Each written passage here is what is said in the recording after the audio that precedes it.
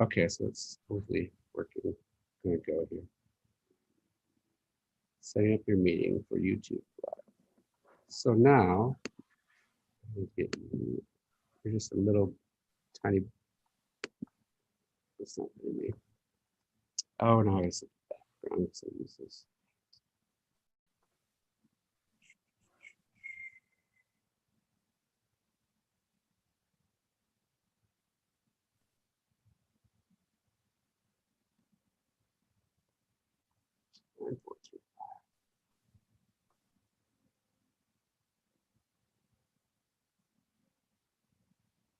Okay.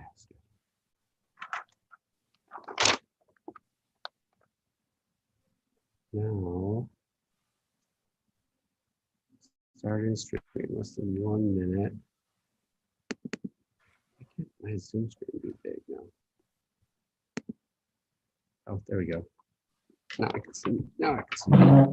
Okay, all right. So now, do you see at the top left-hand corner, we'll say like copy streaming link. If you would like, you can take that and put it on your Facebook or YouTube or LinkedIn or whatever you want. Top left-hand corner? Yeah. It says live and YouTube. Oh. Then click it. Copy streaming link? Yes. Okay. I hate that I was confusing myself.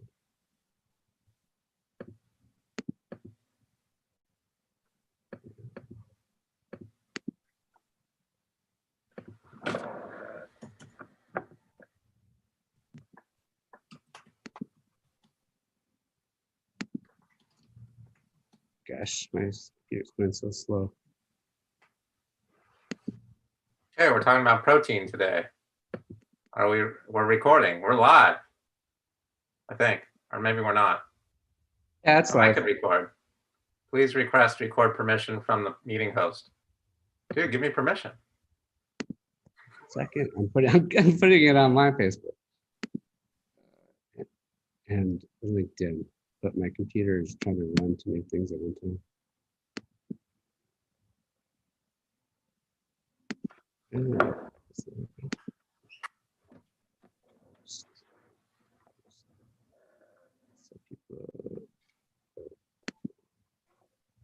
Come on. Protein, yes. Yeah, we're not live though. We're live, but we're not. We got to do the introduction. Okay. Dr. Ilya Skolnikov, diplomat of the International Board of Applied Kinesiology, healer, son, husband, lover of life, public figure, author, presenting Dr. Ilya Skolnikov. And your host is Dr. Daniel Pozarnsky. That's good. You said my last name correctly. Thank you. I got to be able to see you. All right. The Golden Gate Bridge, right there, folks. Right there. That's the Golden Gate Bridge. Okay. Here in Northern California. All right. So we can get started now. Let's see. Okay. Let's go back.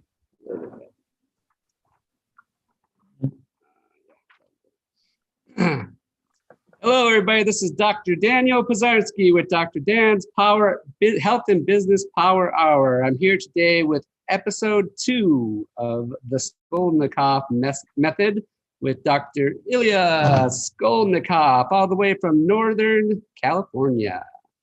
How are you doing today, Ilya? Good to see you. Good to see you. Doing great. Doing great. There's the Golden Gate Bridge, as you can see, right behind my right shoulder there. Hope you like that. Northern California, not easy to have that whole bridge on my shoulder, but so we're supposed to talk about protein today, right? Well, last time we talked about water. That's the first building block of the Skolnikov method, correct? Yeah, they're not really building blocks, actually. They're the lifestyle changes needed to, you could call them building blocks, but they're the lifestyle changes needed to succeed with the Skolnikov method. Skolnikov method is a very successful method that people don't fail at unless they give up, quit, or never try. So we just have the successful people who continue with the program. So when people are eating the wrong kind of protein, or they're not drinking the right kind of water, or their blood sugar is really off, or they're taking the wrong kind of medication, or too many medications, or they're having terrible digestion that doesn't respond well to therapies, not our therapies, but someone else's therapies, then that means that they won't get better. So those are the four basic lifestyle changes. Yeah. Okay. So what do you know do you have data on, like, how many people like that go through your program reach their goals, like 90%, or? I have data. Yeah. You do have data? Yeah, it's like about 98% of people do really well right away after their first 2 to 3 treatment visits. There's a few people who take more than 2 or 3 treatment visits, but I just went over it. It's 100% of people succeed when they continue with our therapies. Yeah, it doesn't mean everyone succeeds. Yeah. We have 100% of people, almost 100% of people fail when they only come in 1 or 2 times. So they come in every week to your office then throughout the program? Well, this podcast is reviewing the Skolnikov method, telemedicine method, right? So they'll come in either not at all or once, and then we do everything over the phone. So you should, depending on what investment you made in your health and your life and your future, you might have either done one of 3 things. Choice 1 would have been an amazing choice. It would have been a little bit of a more sizey investment, where you're coming in to see me directly face to face, and we're doing all the structural, chemical, emotional therapies in person. Not everybody can do that if they're not mobile. Some people are too dizzy to drive, or they have different health concerns.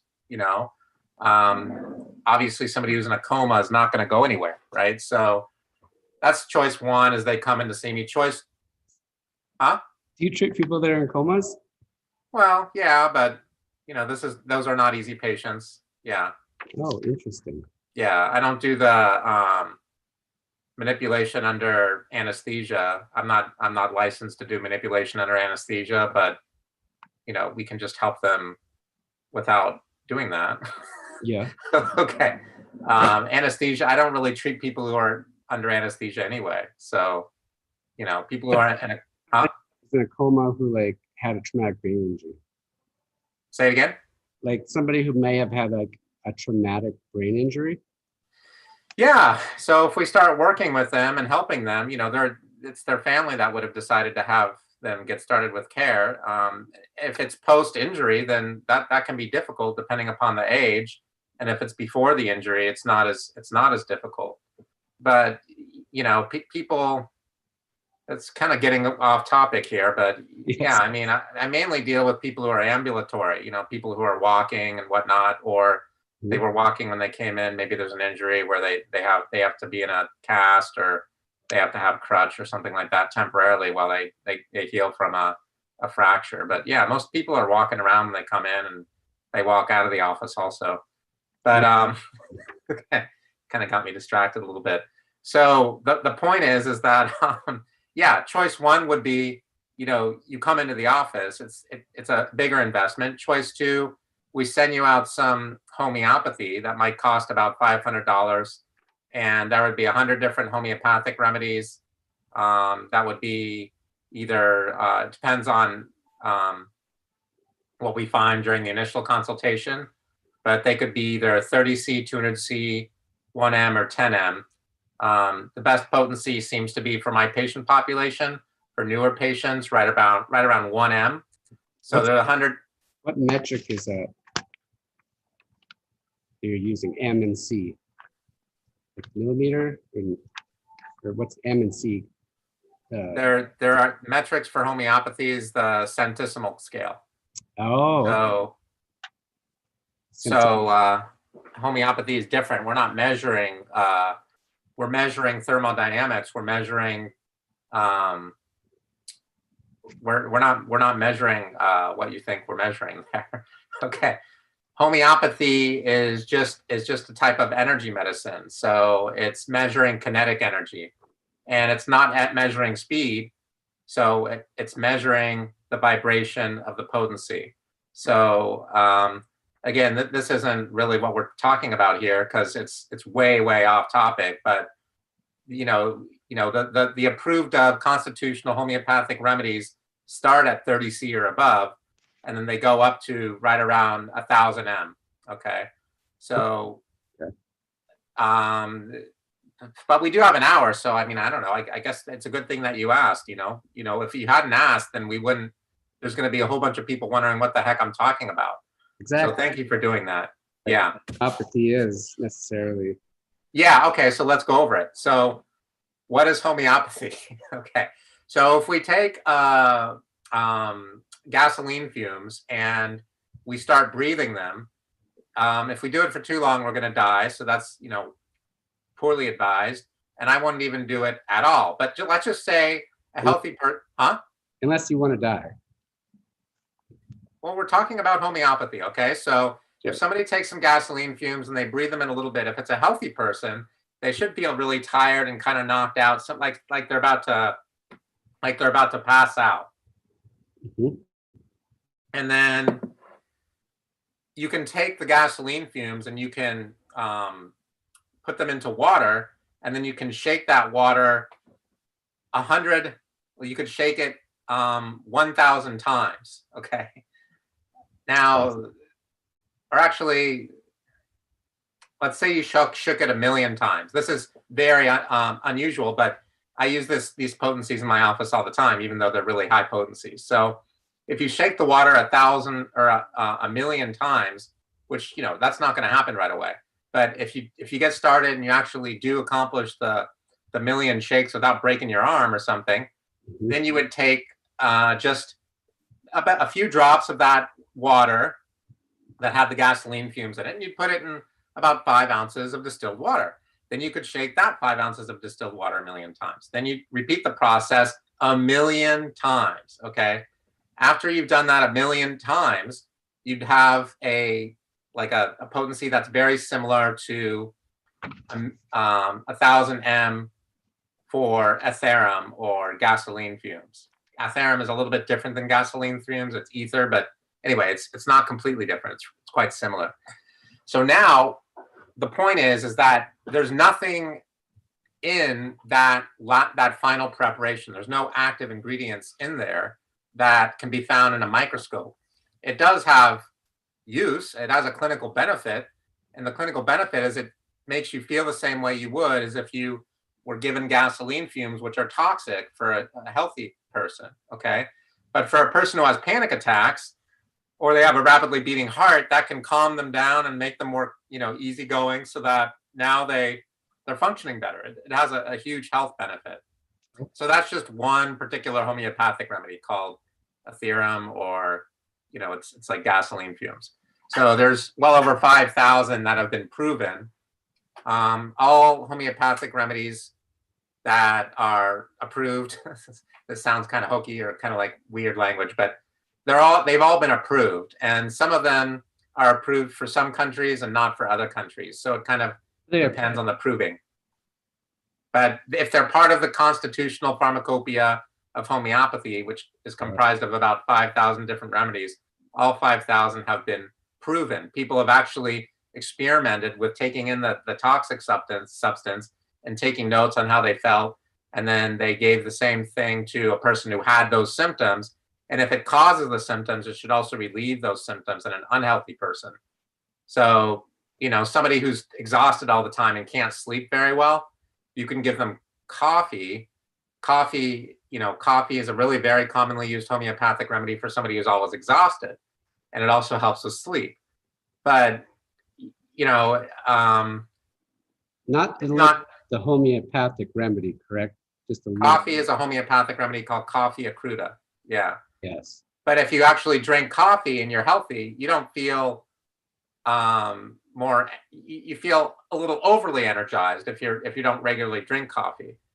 And then it doesn't necessarily help you to sleep if you're healthy, although it might, but it just depends on the person. So anyway, that's kind of a basic rundown of how homeopathy works. And there's different potencies. So instead of having shook shaken the container with the water in it, 1,000,000 times. You might have shaken it 1,000 times, or even only, maybe 300 times. So you can get different potencies according to how much you percuss it. It's called percussion.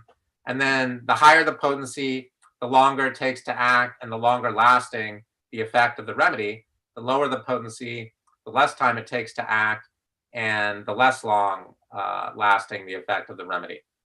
So what do you think? Did I answer the basic idea of it or not? I haven't heard anybody explain homeopathy before, so it's quite interesting. Okay. Yes, correct.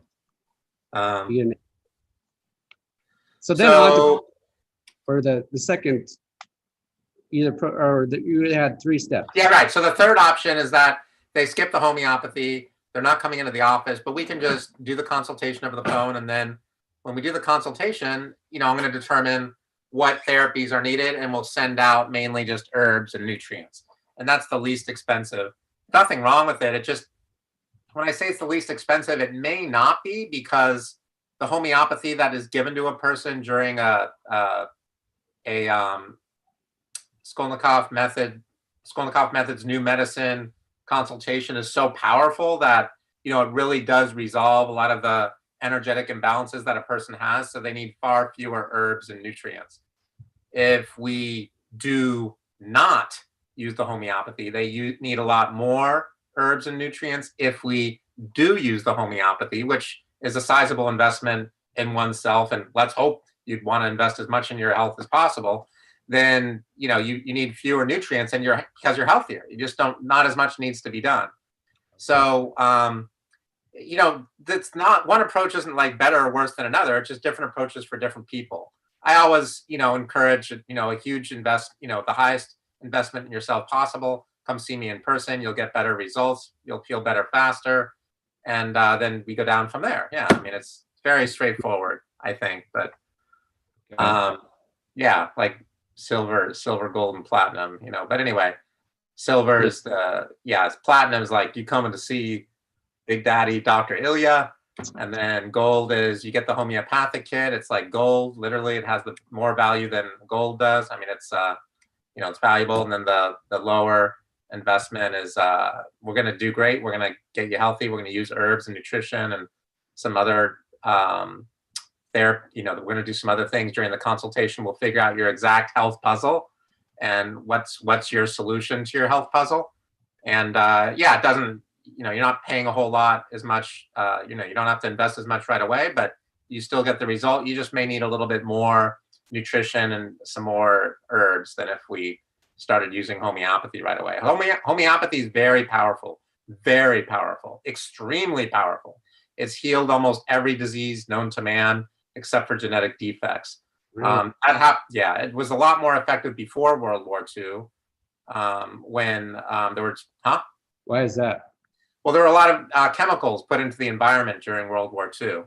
So what happened was the military was given, their foods were preserved with all these preservatives and all these different chemicals that allowed them to go out into the battlefield and really, we won the war. Okay, so, but the problem was they then took those chemical, laden preservatives, and then they brought it into the civilian sector. So they brought it from just military use into food production for everyone here, not only in the United States, but they introduced it to other parts of the world also, mainly here. So, most people, not everyone, but, somebody like myself and yourself, we know about Monsanto, we know about the dangers of genetically modified foods, and we know all about that, but, the average listener may not know about it. So I don't know how much we want to get into that. I think we should just get into it a tiny bit. Talk about a mile from my house, one of the plants. Monsanto? Yeah. Oh, wow. Okay. Yeah. Sorry to hear about that. Yeah. Yeah, Monsanto's sort of like Satan. There's just nothing so good about them. Okay, so you had mentioned something. We weren't. I was thinking, or you were thinking, we were going to talk about your health, but what we really need is the form that should be sent in regularly. Yeah, that's a form that we just do once. That's called the protein. You can put it in front of my face. They don't need to see my face or whatever. It's called the protein rating scale, and we're about to fill that out. So if you're watching this and you really should have already, we should have already been talking about this, but if not, you'll have access to that form right now or before we started talking, and you can fill out, you can fill it out while we're talking to Dr. Daniel Pozarnsky. There's no reason not to fill it out, is my point. If you haven't already.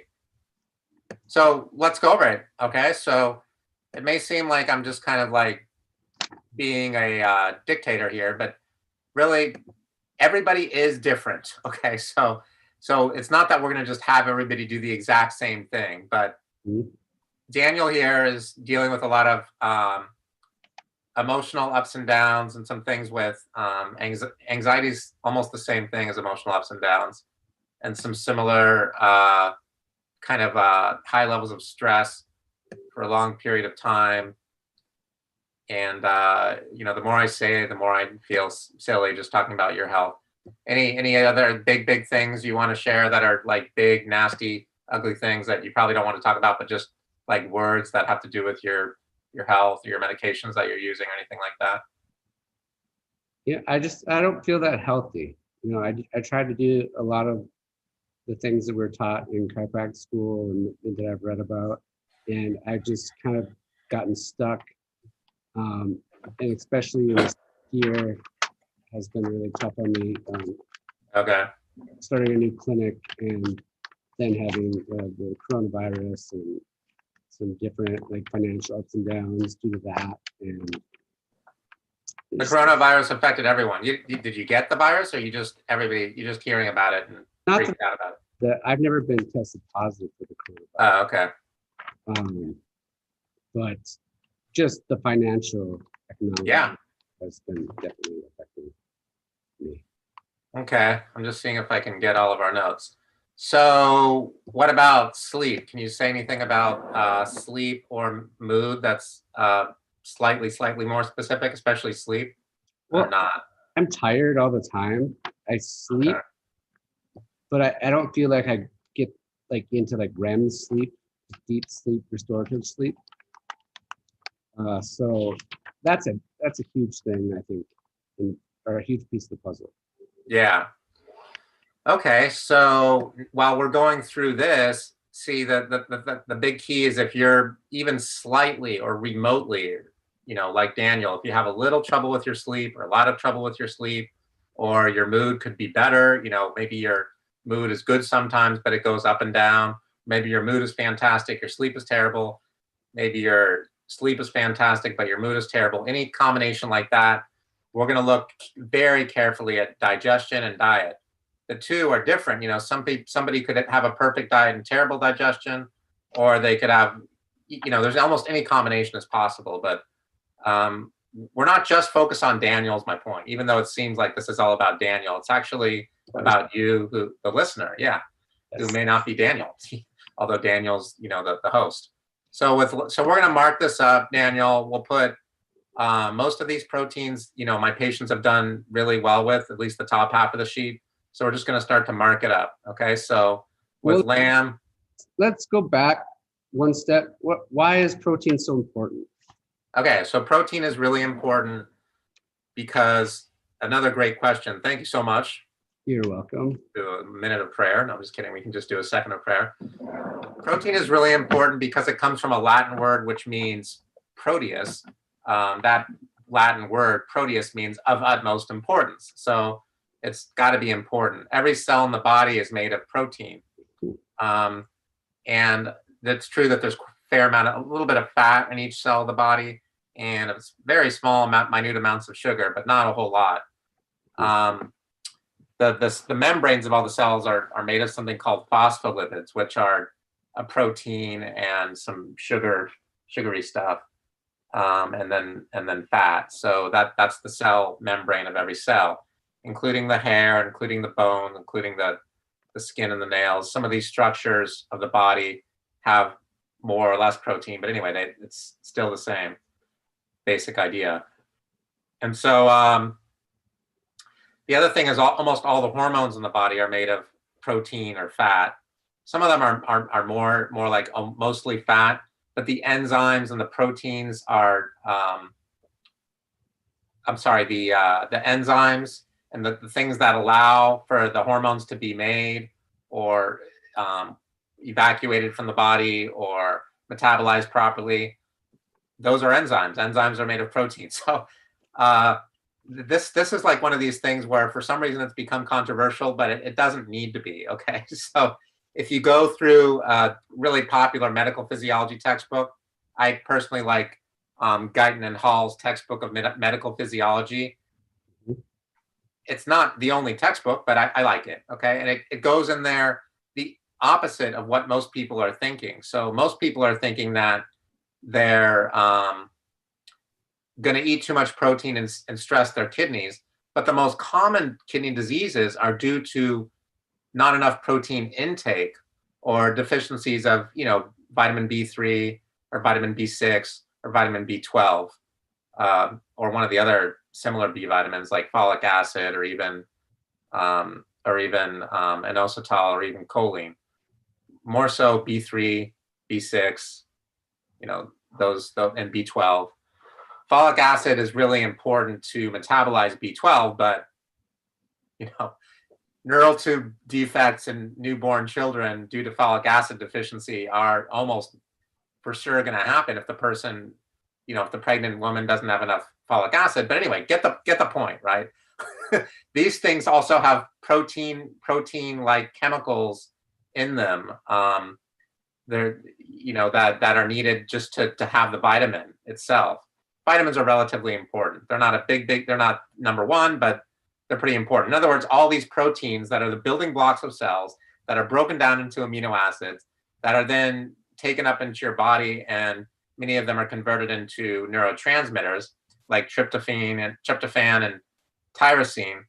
They are, we're talking about proteins, and even though they're important, they do require the cofactors, the minerals and the vitamins, in order to complete the biochemical pathway to get to the end neurotransmitter like epinephrine, norepinephrine, the bradykinins, the endorphins, the dopamine, the serotonin, whatever. Okay, so I don't know. I mean, I think I'm covering it, not too poorly here. I mean, I don't know. Do you have more? Do you have questions based upon what I just said? I think you're correct. You covered a large amount of information in a short amount of time, which is in a good way, which was understandable to people. I think one question, and you hit on that proteins. You can't get it from veggies. Yeah. Are not bad for the kidneys, and you said that most of the time people are not getting enough protein. And I imagine you're talking about people usually are eating, the American diet is 70% carbohydrates, that's sugar. And American diet is not a very good diet, and I'm mostly in agreement with you, like 99% agreeing with you, right? It's not a healthy diet. So, huh?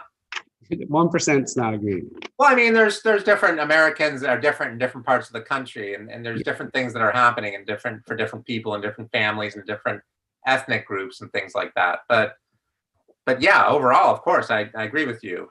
For some reason, oh yeah, right. So when I was talking about the kidney disease, that's the disease, right? End-stage renal failure is due mainly to protein deficiency. It's not due to protein excess. It's due to too much sugar. Too much sugar, not enough protein. Or the other thing that people will do is they do this tricky thing, which I'm not trying to offend anyone, but they're basically fooling themselves. They're saying, I eat protein every day. I eat as much or more than you. I have my hot dogs, my hamburgers, my pizza with the cheese. I have my beans and rice, or I have my tofu and my whatever they have, whatever that thing is that they have. They're McDonald's, whatever it is, right? And they're right. They're eating protein every day and they're eating plenty of it. But you know what?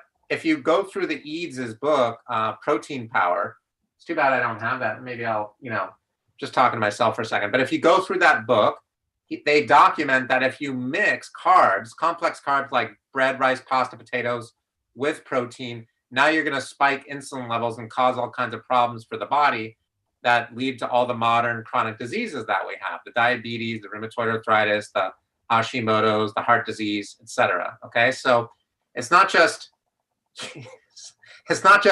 oh, I eat protein, I'm good. It's like there's more to it than that. Okay, Right. so there's protein combining. We don't want to mix proteins. We don't want to mix. Okay. Go ahead. You don't want to mix them? We don't want to mix proteins. Really? I never heard We that. don't want to mix steak and fish. We don't want to mix chicken and steak. We don't want to have, whatever Kentucky Fried Chicken steak, whatever they're called. We don't want to do turf and surf. Yeah, we just, because it's completely different enzymes needed to break down the different proteins. So we just want to focus on, one protein per meal and no complex carbs with that protein, unless it's the good complex carbs, which are the broccoli, the asparagus, the cucumber. Avocado is not a complex carb, really. It's a fatty thing, a fruit, but we're not talking about that. Avocado is healthy. So, but that kind of stuff is healthy. Lettuce, those are complex carbs. But when people say complex carbs, they got the old food pyramid confusing the heck out of them, and they're causing themselves to be sick. The old food pyramid is a scam. It's a scam, folks. If you're watching this and you look at the old food pyramid, you're scammed. Right on the bottom has the complex carbs. Complex carbs don't belong on the food pyramid at all. The complex carbs are what lead to our modern chronic diseases. The complex carbs I don't want to get too carried away. They do have a place in our human health, and we can have small amounts of them when we're healthy. But the unhealthy person who lives in a big city with lots of stress, somebody like, who's watching this, or Daniel or myself, somebody like us, we need to pretty much avoid them almost entirely. It's just the person who does lots of exercise, the unusual athlete, the farmer, the person who lives out in the woods somewhere. Those kind of people, they're getting so much. If they exercise that much, they're going to tolerate some complex carbs if they have a really high quality complex carb, which there's not many around. I mean, there's not a lot of good, Complex there's a certain kind of wheat that's not even available anymore. I can't even remember what it's called, but it's like Ein Rhein or something. I can't remember what it's called. So yeah, the old wheats, the original wheat that they used to have, einkorn, it's called einkorn. So, if you can actually get your hands on a little bit of einkorn or some good buckwheat, I mean, that doesn't mean you should eat it. Okay. It just means I'm explaining it to you. Okay. That's a good point. That is a great point. Shouldn't eat it. People are going to get confused. Well, what about like this one patient I had a long time ago? I said, it's okay if you have mung bean, because I was just like wanted to give her something that she could eat that was a little different. And then she started having mung bean every meal. She got really sick. I'm like, no, lady, like if you have it like once a month, it's fine, no big deal. But this lady was going like mung bean crazy, And Yeah. so I can relate, because once you start eating just protein and basically greens, like we're so used to such variety that's really not good for us at all. So like I know better, but I'll find myself trying to find one thing, or going down the list of the Candida diet list. Like what's something different that I could try, So I can understand why I would do that. Huh?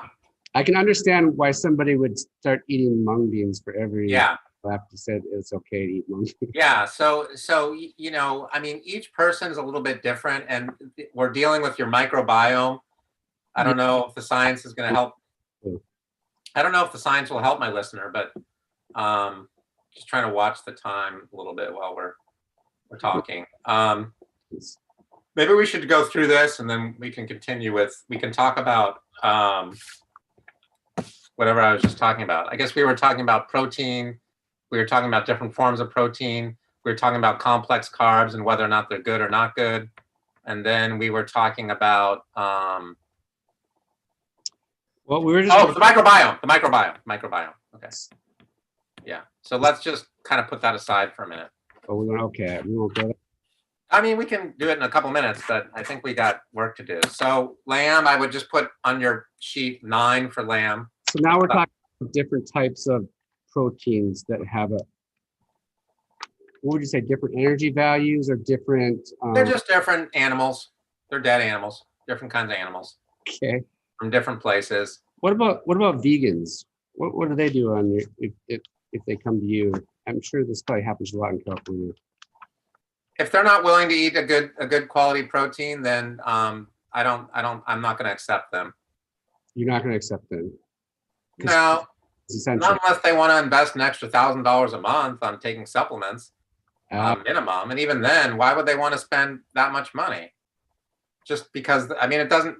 A person who's vegan won't succeed in with the therapies we do. They're just not healthy people, and there's a reason that they might be coming to me, but I'm not going to waste my time. Yeah, I see. It's a waste of time. Yeah, this is about getting results. The Skolnikov method is about results. It's not about.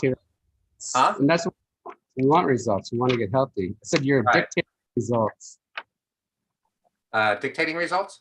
You're a dictator of results. You're going to hold us to the Skolnikov method. Right. There's no reason for me to work with somebody and ruin my reputation and waste their time and money if they're not going to get healthy and get results. You know, there's no point in doing that. So I don't have time for that. And if they do, then they can go to another healthcare provider. There's no reason to come to see me. Mm-hmm. So humans are not vegans. We eat meat. We have these big canine things here that kind of bite into the meat. We've been having meat for several, almost 1 million years, ever since we've been walking upright. And there's rare exceptions with a few people in India, and those people tend to be less healthy and have a shorter lifespan, even though they've been doing it for 1,000 years. That it doesn't seem to work that well for the people in India. So, you know, that's kind of a clue. And so, you know, I'm not trying to offend anyone. I just don't want to waste people's time and waste people's money and just cause problems. I'm here to help people, you know? So, no, veganism doesn't work. You need the protein. Vegans don't have enough. They don't have a good source of protein. You can't get it from the vegetables. The vegetables have too many phytates. Phytates are a poison. They rob your body of the needed minerals that need to be bonded, have carbohydrate bonds to the proteins that are basically things that fly or swim or walk around on the ground. So no need to waste time. Phytates. Question though. The phytates are what are in the vegetable that cause animals not to eat it. It's like a poison.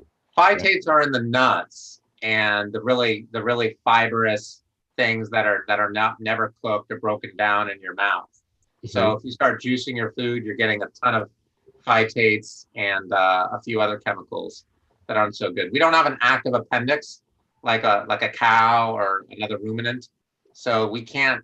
You know, we don't make cellulase enzyme, so we can't break down huge amounts of fiber the way those other animals can. It's just not possible. So, you know, we don't do well with that kind of food.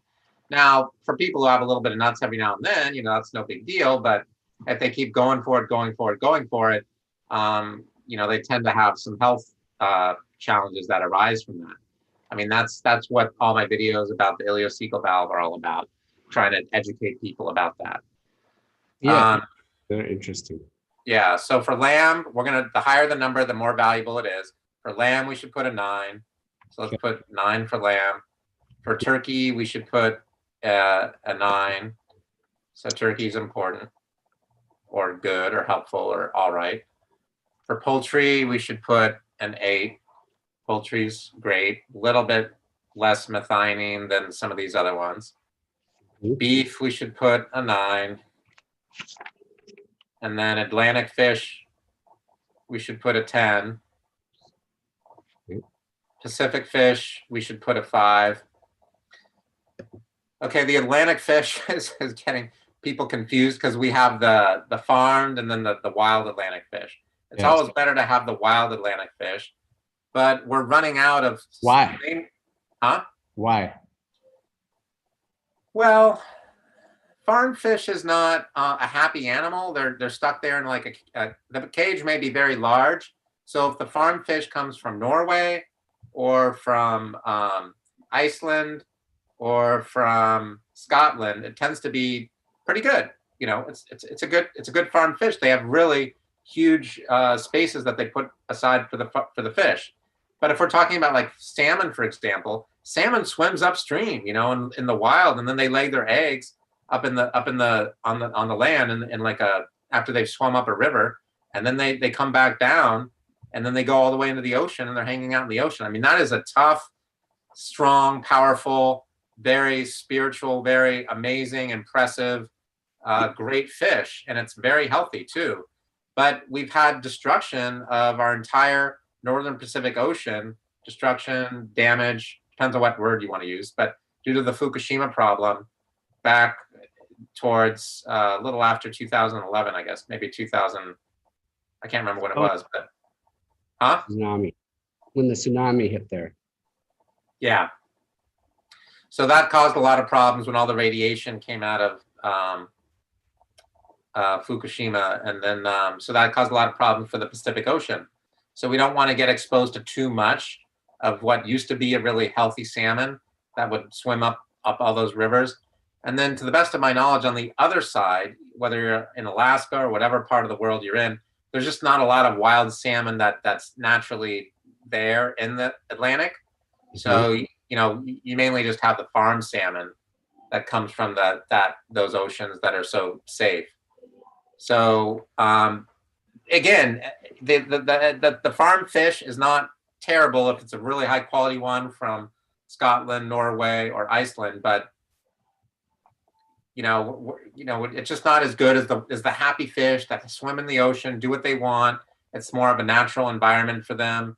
They can fight, they can get killed, they can live, they can have a bunch of kids. I mean, that's the kind of fish that you want, one that's just living in a natural environment. And farm fish, they're not going to be in as cold of water. Isn't that a big factor? I would say it's relevant, yeah, because the chemical structure of the flesh of the fish will be slightly different, or even considerably different. Yeah. They'll have less fat too, won't they? Probably, yeah. I don't know for sure, but yeah, I would imagine so. Yeah. So that's an issue. Yeah, that is an issue. Nothing that we need to get ourselves worked up about and lose sleep over, but yeah, just in general, we want to get foods that are safe. So I'm going over foods that'll work with the Skolnikov method that are safe. So you can get a variety of fish, but if you're getting, like, for example, farmed salmon from Northern California, that's going to be nasty, disgusting stuff. Or if it's from Southern California or whatever, or if it's from Milwaukee or Minnesota or whatever, because it's going to be a small little crappy farm where the fish are eating themselves, that they feed the fish, the dead fish that die, they just feed it back to the other fish. And they put all kinds of, the fish get confused, they're swimming with only one fin, they're sick, and then they kill them, and then they harvest them, and then they sell them to you. You don't want to get that. That's going to be dangerous, really dangerous. You don't want to get food from your local market that's organic and healthy, that's been sitting in a plastic container, like chicken that's hot in a warm plastic container.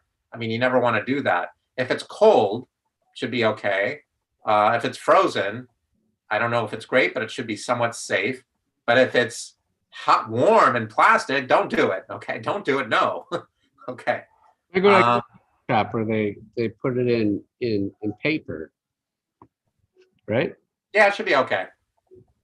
Okay. Yeah, but the only thing about that is if you're going to store it for a while, you'd prefer that they put it in a plastic bag, or when you bring it home, you would want to put it in a plastic bag, so not a lot of oxygen gets into that food.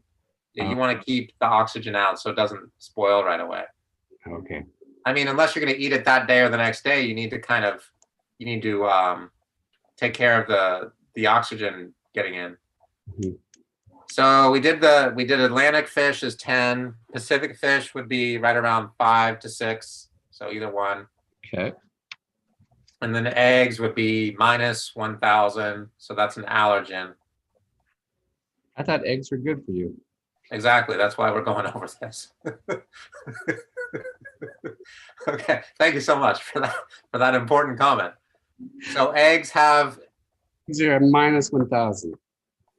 Minus 1,000, yeah. So for eggs, we have the globulin is in the eggs, myoglobulin. So globulin is not, it's globulin. So it's the same protein that's found in our blood that carries the red blood through the red blood cells through our blood, right? Yes. So, huh? Yes. Yeah. So sometimes, yeah, I guess there's that thing because you're using the speaker. So I guess there's a lag of sometimes. With Zoom. Yeah, Zoom's cool though. We love Zoom. Zoom. So what'll happen is your body can get confused and think that the eggs are a part of the component of your own blood, and that's how a lot of autoimmune conditions can develop. Your body starts attacking the egg, and then it can even attack your own blood, and that's what they call a type of autoimmune disease. It's not exactly the way I'm describing it, but I'm just trying to make a summary so that you get the basic idea of the problem that happens from eggs. The yolk of the egg, if you are going to eat eggs, which you should not, the yolk has lots of choline, but only if it's not cooked. So the choline and the nutrients found in the yolk of the egg are really healthy. The cholesterol is good, actually. So the cholesterol, the choline, and the B vitamins there are great, but it's too difficult to get that from the egg and then throw out the rest. That's just kind of like a lot of work. Might as well just. Everybody that has an autoimmune reaction to the eggs, or is that just certain people's bodies? Like some people are more sensitive to gluten, or some people are more. It's certain people's bodies, but. Okay. We're talking about you, right? So you have some trouble with mood. You're taking a number of medications for the mood, and some of them help with sleep. And so we know that those are autoimmune-like symptoms that you have. So, for you and many of the people watching, they're already having a lot of digestive difficulties. So we want to avoid eggs for that key reason. We're not like talking to the healthiest of the population where you go in, you get a hamburger, you stick an egg on it, you get more protein, and you go to the gym, you work out, you build a little extra muscle, you go to sleep that night, go to your job, you're making $150,000 a year selling stuff, whatever you do. That's not our person who's watching this, who's 26 years old or whatever. We have a different audience than that. Mm-hmm. So even so, yeah, the eggs are just not a good source of protein. They're really deficient in methionine. So methionine is really important for stabilizing blood sugar, and they just don't do it. I mean, I'm not saying chicken is great, but chicken helps people more than eggs. It's a lot healthier. The eggs are just sort of, they're not great. Yeah. Protein in your second step is to get as many nutrients as possible with each meal, and you want 4 meals a day, correct? Yeah, I don't think people need to worry about what our step is. Our steps are following the Skolnikov method, and which was what we're outlining for you. And we're making it really clear. It's exciting. It's easy to do. It's a thrill because all you have to do is just follow this sheet. So we don't have to reinvent the wheel, right? We have the wheel already spinning and turning. We have the exact blueprint of what you need to be healthy. So we don't need to do anything other than follow the sheet. We don't want to make anything up. We don't want to try to do it differently. We don't want to try like this little bit of colonics because your friend did colonics and they lost weight and they felt a lot better and that worked great. I'm sure your friend did, and I don't think colonics are bad. Just follow what we're doing. What we're doing works great. There's no reason to try something else. Each meal, our goal is to be able to digest the food that we're eating and then absorb it and then utilize the nutrients in the food and make those nutrients available at the cellular level where things are going well, right? Then we'll feel better. We'll have more energy. We'll get sick less often. We will sleep much better, right? Without the need for a whole lot of medications or, costly nutritional supplements that we're already talking about. I mean, we're not talking about the nutritional supplements. It's not a good use of time, but they're expensive. They cost a lot. They're a lot more than zero. Yeah. They're not a free, nothing's free, right? And so, especially most of the ones we're using, they're grown in Palmyra, Wisconsin. It's a really fertile organic soil. They have both animal and whole food, factors in them that have to be grown, and they're not really vitamin isolates that are found in most nutritional supplements that you'd find in a market like a vitamin market in your area. They're grown on a farm. They include the entire food. So there is no ascorbic acid extract by itself. It's the vitamin C complex, which includes tyrosinase and ascorbigen and all these other different food factors. So vitamin E is the vitamin E complex, so your body really recognizes it and it builds new healthy tissue. Not sure where all that came from, but I don't know what the point of me saying all that was. But we're not having to, we're not having to reinvent the wheel, is my point. And Talking if you could, process supplements for the viewer, standard process, right? yeah, we're mainly using the standard process and MediHerb line. Yeah, mainly. They can only be gotten through a health professional like ourselves. A licensed healthcare provider. Yeah. Yeah, they're prescription only. So, and I'm not saying there's not other good products on the market. It's just, we're getting really good results. It's not the nutrients.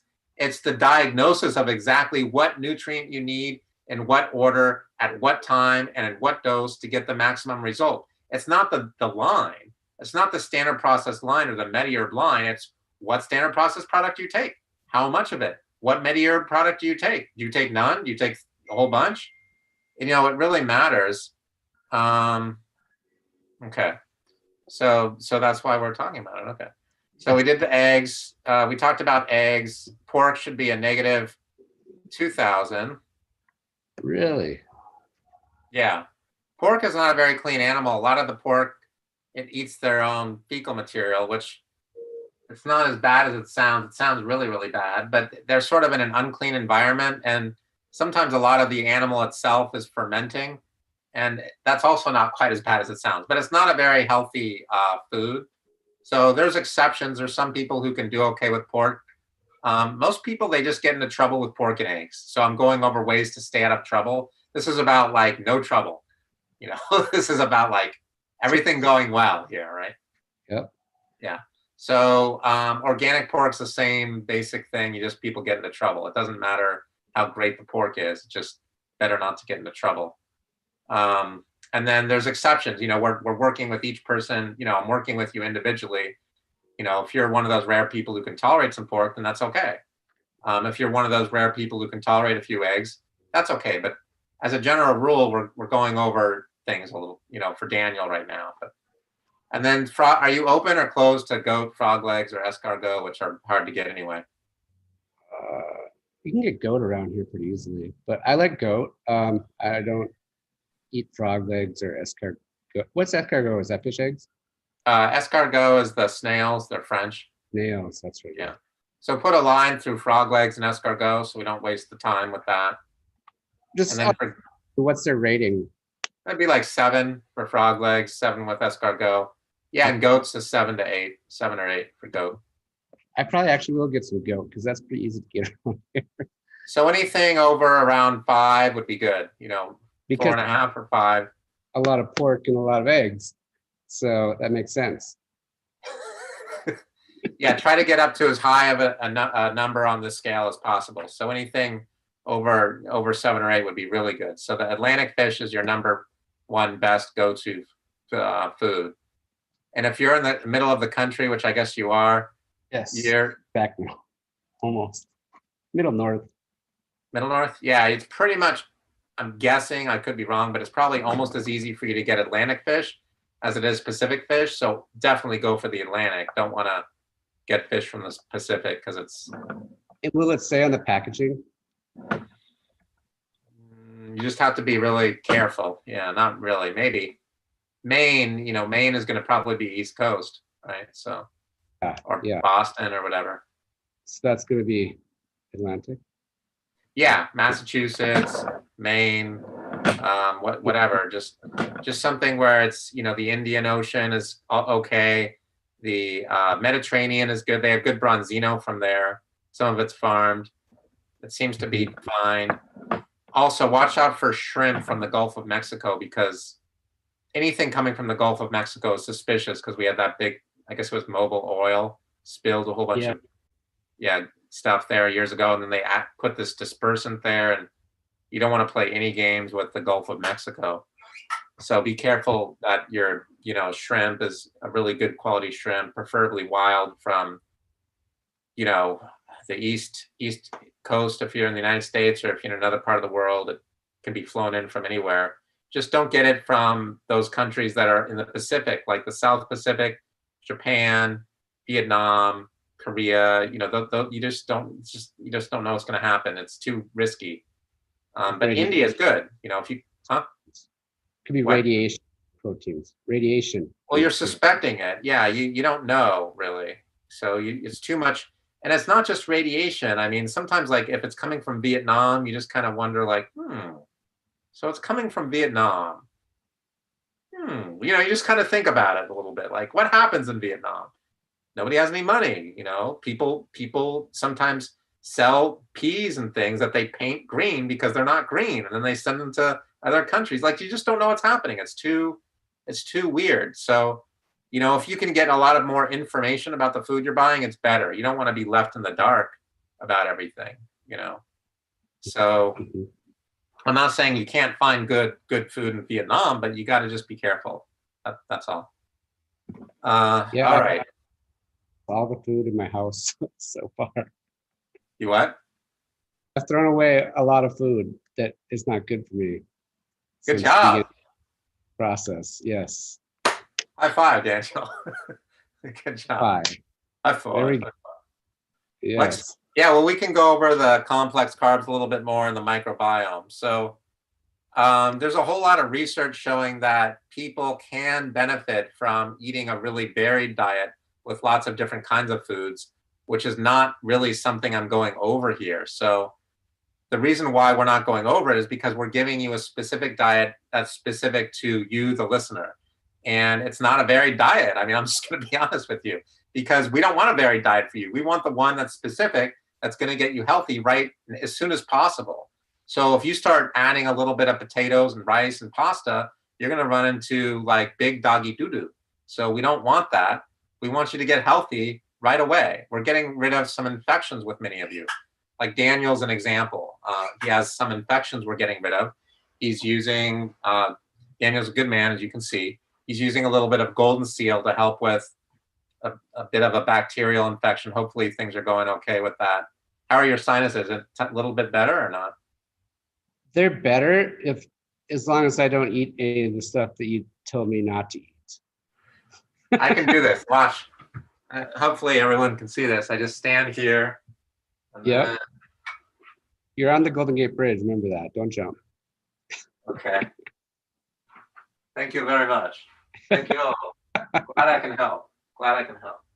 Yes. So yes. But yeah, so you don't want to be doing the But it's not easy. I'm going to say it's not easy to just do the easy thing. Because I believe some of it's because of the bad bacteria that makes you crave some of the other things that are bad for you. And habits. If you go to trytohealth.net, remember there's the form that's called Path to Health chart, right? So that Path to Health chart is basically going over how quickly we start feeling better. Very important chart. You go to learning. Oh, and then, the one with the arrow. Yeah. You go to learning and then what to expect. And then you see that Path to Health chart there. Oh, it's on my screen. I don't know if they can see my screen. I can't see it. I think if you pulled it up last time. You want me to do my screen? Share screen? Oh, we can't. Okay. You disabled me. Oh, I think I can enable you. Let's see here. I don't have it available to quickly show. I can do it slowly. Actually, I could do it pretty quickly now that I think about it. Let's try it. Now you should be able to share.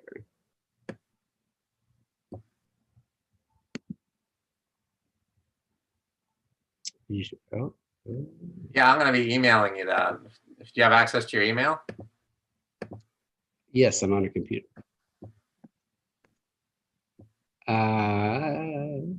You just got it. It's not the most beautiful thing, the one you got, but it's fine. I can pull it up here. No, I take that back. The one you received is sort of beautiful. Oh, it's beautiful? The file I sent you, it's pretty good. It's all right. Hoping. There's more attractive things when you're looking at, Charts? art and things like that. Okay. And So we can go. Oh, you want to do my screen? Let them know. Share report. Oh, never mind. I got sidetracked for a second. Sorry. my computer is still thinking about Well, it's been emailed to you, so you might have it there, sitting there. Oh yeah, you got it, I think. Right. let's see here. Let me find it. Which email did you send? Oh, wait, you just shared it. It looked like.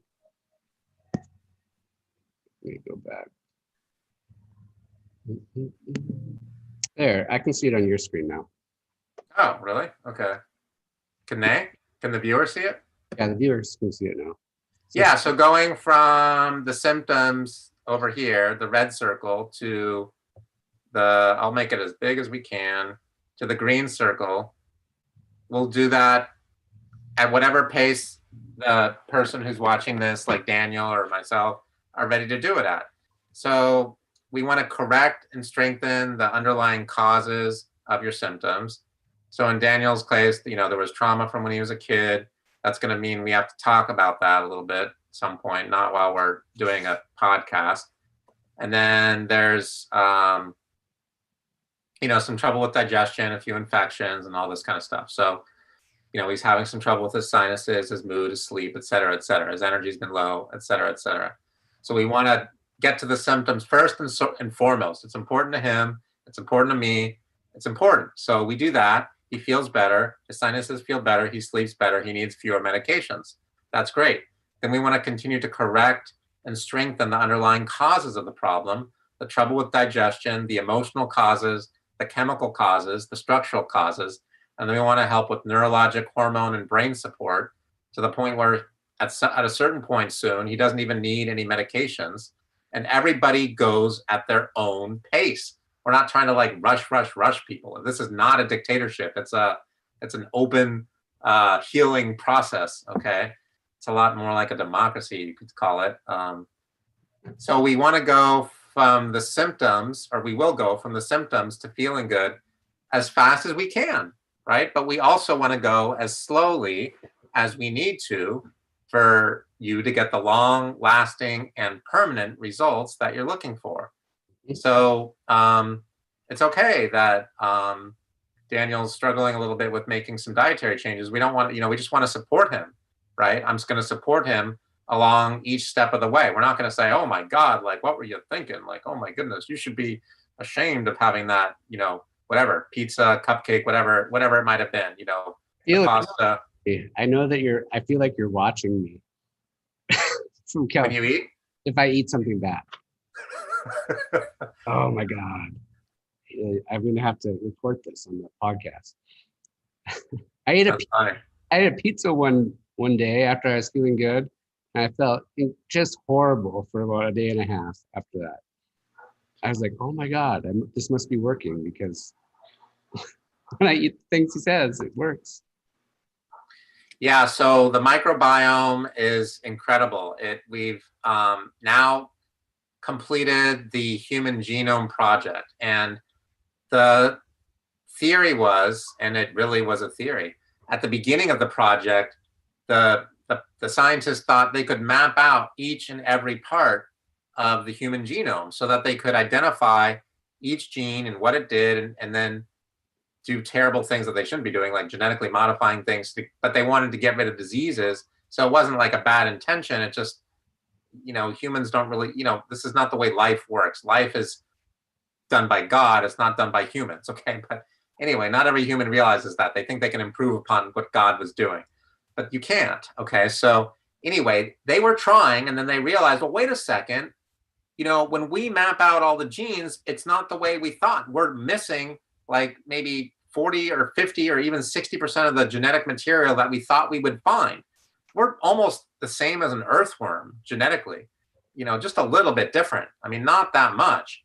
So they thought, well, wait a second, humans and earthworms, they seem really different. I mean, it's really different, right? I mean, earthworms aren't even primates. Then what they started was to investigate the bacteria in the gut. We figured out, we've known for a while that there's about literally 10 times more bacteria and viruses in the gut than there are cells in the entire body. Okay. And then, so the microbiome is the bacteria. There's about 40 trillion bacteria, and the biome, VIOME, is part of the microbiome. Those are the viruses in the gut, and there's about 60 trillion different viruses. So this is like a major part of our immune system. Like this is the immune system, essentially. This is the most important part of it, at least. And so the point is that the gut ecology is very important. The environment of the gut, the pH of the gut, the bacteria in the gut, the viruses in the gut, the mold, yeast, fungus, and candida in the gut, the parasites in the gut, the microbes in the gut, maybe there's, we also have some pathogens in the gut, but hopefully not too many. So these things are all really important. And what they found out is that when they did the new project, the human microbiome project, they discovered that it's the genetic material of the microbiome that determines our genes and the expression of our genes, and that the microbiome can change by when we change our thoughts, or when we change our diet, or when we change our environment, or when we change our air, or when we change our temperature, and when we change our experiences. And so those are all things that we can control. We're not victims of our genes. We've all been lied to and misled, more so about health and healthcare than any other academic subject. I mean, definitely more than computer science. Computer science is like light years ahead. Healthcare is light years behind. I'd barely call it a science, considering how backwards it is. So this is how, we can help people to heal. Daniel was asking, so what are we trying to do with digestion? We want to understand what is healthy digestion and what causes it. What causes healthy digestion is a healthy, happy person who's eating something. They may not be eating the perfect thing. They may eat the wrong food. But if they're really happy and excited and easygoing and having a good time when they're eating the wrong food, things go pretty well. I'm suggesting you guys eat the right foods, because that way we can cheat this test. We can cheat on the test. We're going to get a really good score, right? So for a while we cheat, and after a while, these lifestyle changes, they become daily habits. We no longer have to think about what's the healthy food to eat. We've established good, healthy activities of daily living, good, healthy lifestyle that allows us to no longer have the symptoms. We just feel good all the time. We're at the green circle now, okay? And then we don't necessarily need to get the consultations as often, So, and the most important point is the one I started with, though, okay, is that we can go at whatever pace you want to go at. We can go as fast as you'd like or as slowly as you'd like, but we want to get the long-term, long-lasting results that you're looking for. And so, whether you started with the silver, gold, or platinum, the, investment that's, a little bit smaller, medium, or major investment, either way, the major investment that's what the one I'm suggesting is the best. It may be not possible for all of you watching, but if you come directly to our office, we're going to be helping you. And if things don't work out the way we wanted them to with the silver or the gold, it's okay. With the silver level, the gold level, I'll offer you some care directly in our office without an additional investment in yourself, other than, you might need to pick up a few nutrients here and there and pay a little bit for those. Our homeopathy might cost, a little bit, $10 or $15 or something per remedy. You might need 2 or 3 of those remedies, but that's it. So I think that's, that's not going to be too bad. So it'll be amazing is what I meant by that. Okay, what do you think, Daniel? So we talked a little bit about complex carbs, but the point is that the human microbiome does respond well to a varied diet. The research does show that.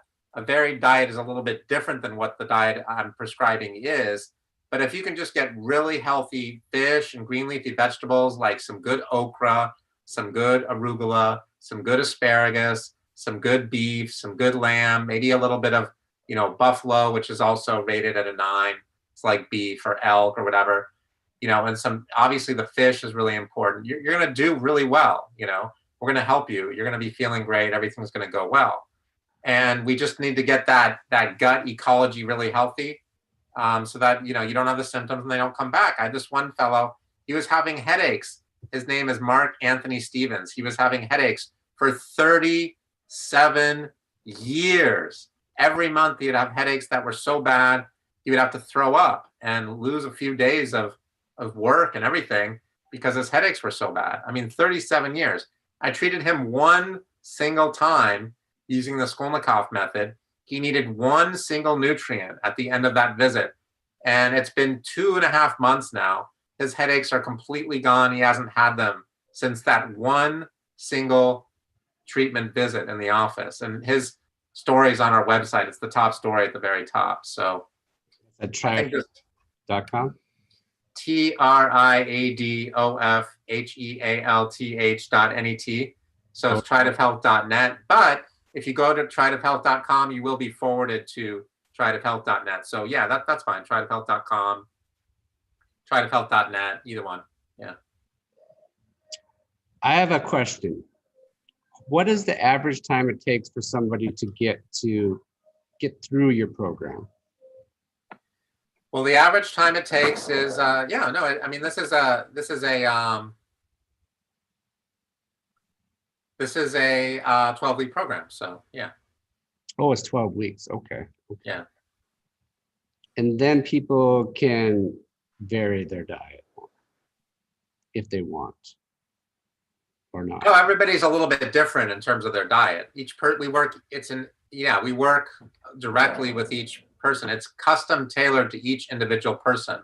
So good question. So see that on the top there?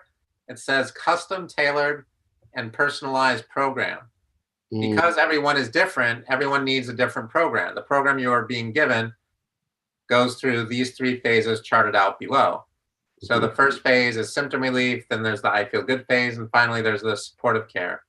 Yeah, people generally start to be able to vary their diets right after, that period of time. Yeah, just like you said, after about 12 weeks, they kind of vary it. It depends on the person. Everybody's so different. This is custom tailored, right? So it's not the same for everyone. It's not a cookie cutter approach. It's custom tailored just for each individual person. Mm-hmm.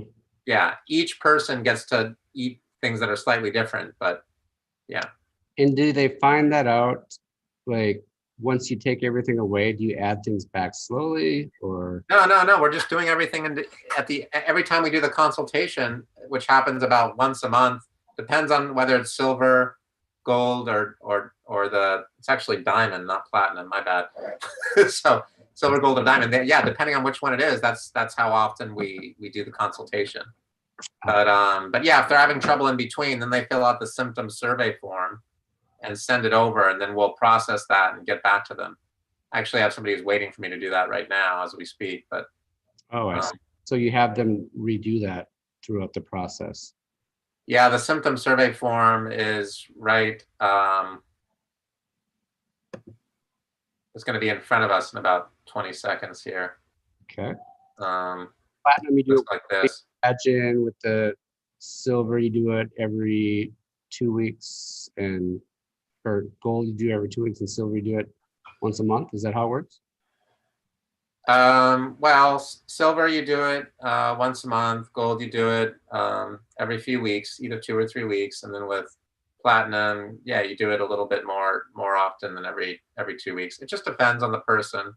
It's not quite so set in stone as one might think, since it's custom tailored. Yeah. Okay, great. But yeah, with the diamond, you get a little bit more attention. So if you're having a little more, if you're struggling a little bit, and it's only been a week and a half, we can still process this, pretty quickly within a day or a couple days, and then see what we need to do to help. Okay, great. Well,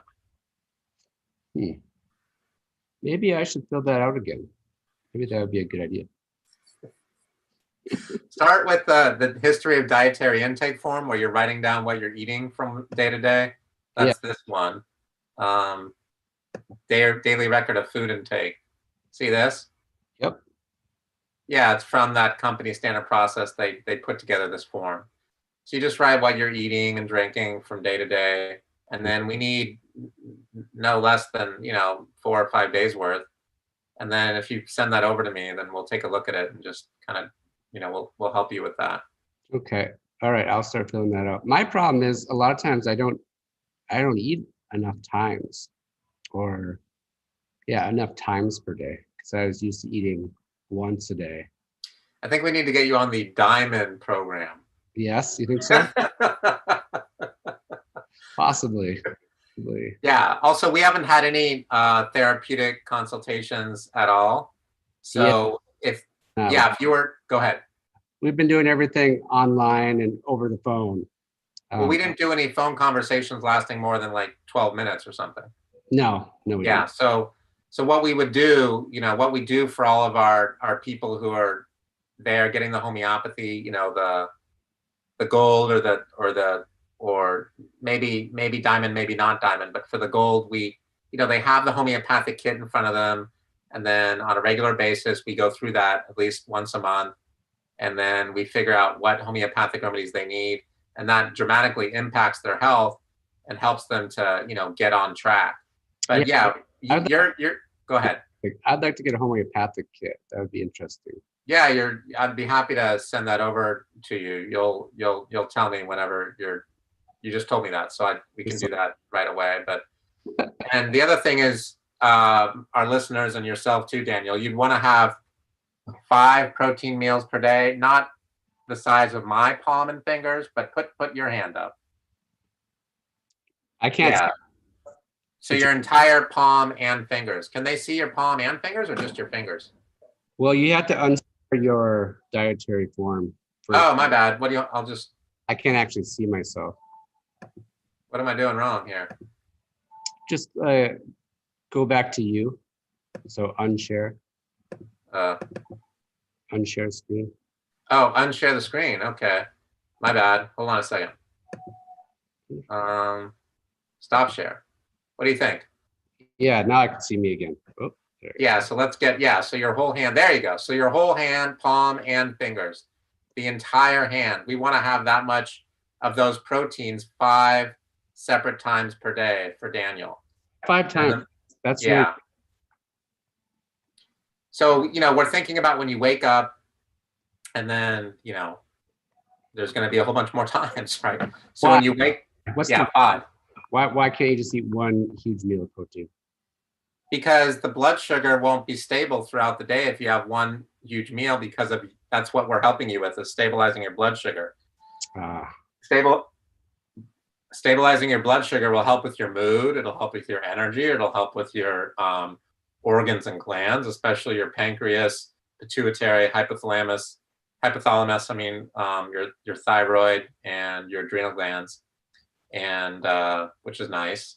But anyway, stabilizing your blood sugar helps with your muscles and your joints and your ligaments, and it helps with your sleep. And I mean, that's one of the 4 main things we're doing, is stabilizing your blood sugar. What are you the keto diet? Wouldn't that be like kind of a cheat? So you could just have, ketones instead of your blood, your fuel as ketones instead of running off blood sugar. Then you only have to eat once a day, then you can do more.